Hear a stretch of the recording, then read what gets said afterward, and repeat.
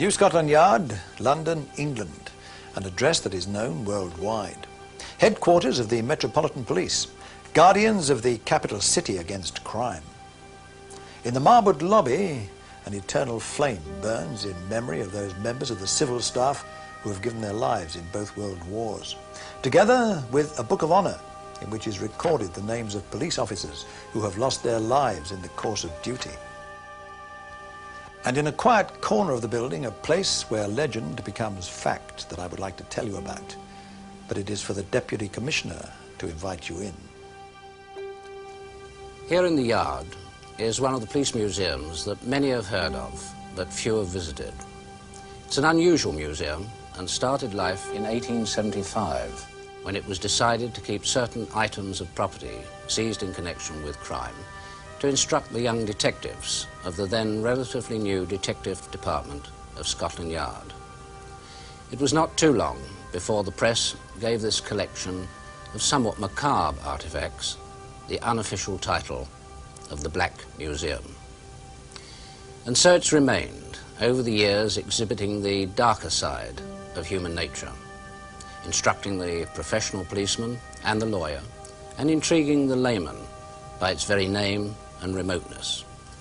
We've never opened the doors of the Black Museum to the general public, and all visits have been by way of invitation and always highly prized.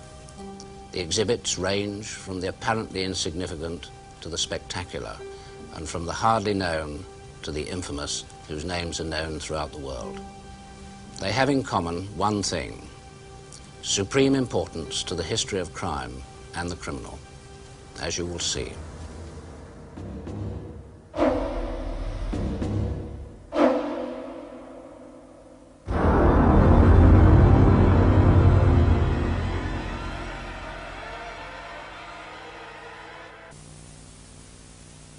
In this house, John Reginald Halliday Christie murdered 6, possibly 7 women, including his wife, and only with her had he not had sex, either during or just after death.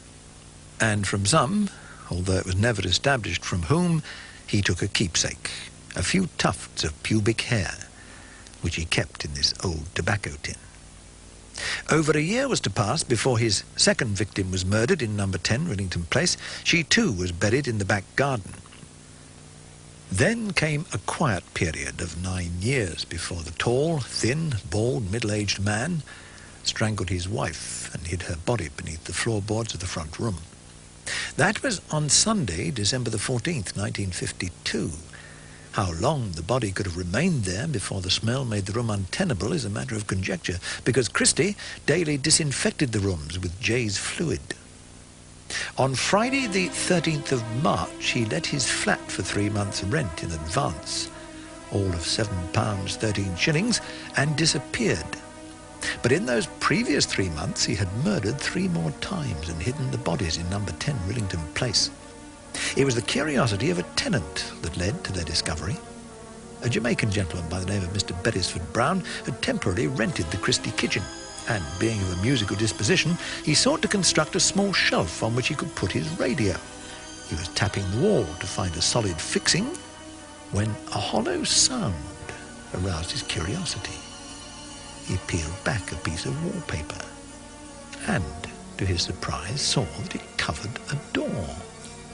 From that papered-over cupboard, for that is what it was, police lifted the half-naked bodies of 3 known prostitutes: Hectorina McLennan, aged 26, Kathleen Maloney, aged 26, and Rita Nelson, aged 25. All 3 had been strangled after suffering a dose of carbon monoxide poisoning.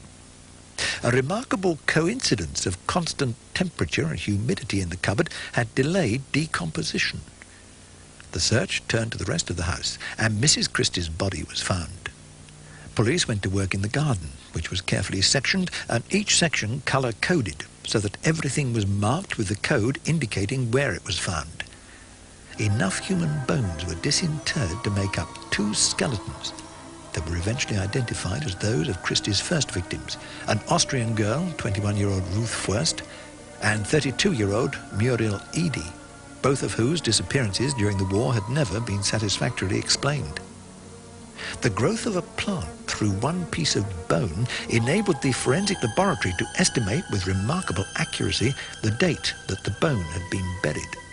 Not surprisingly, the trial jury brought in a verdict of guilty, and on the 15th of July 1953, John Reginald Halliday Christie was hanged, having been proved to have murdered 6 women. But the story doesn't end there. I did say 6 or 7.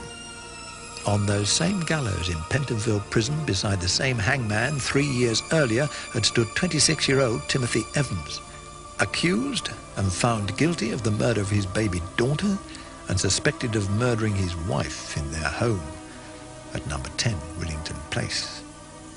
At the trial, Evans' downstairs neighbour, Mr. John Halliday Christie, gave evidence and burst into tears when Evans was found guilty. Was it because, to the very end, Timothy Evans, a thin, wiry, poorly educated Welsh lad, had always maintained it was Christie what done it?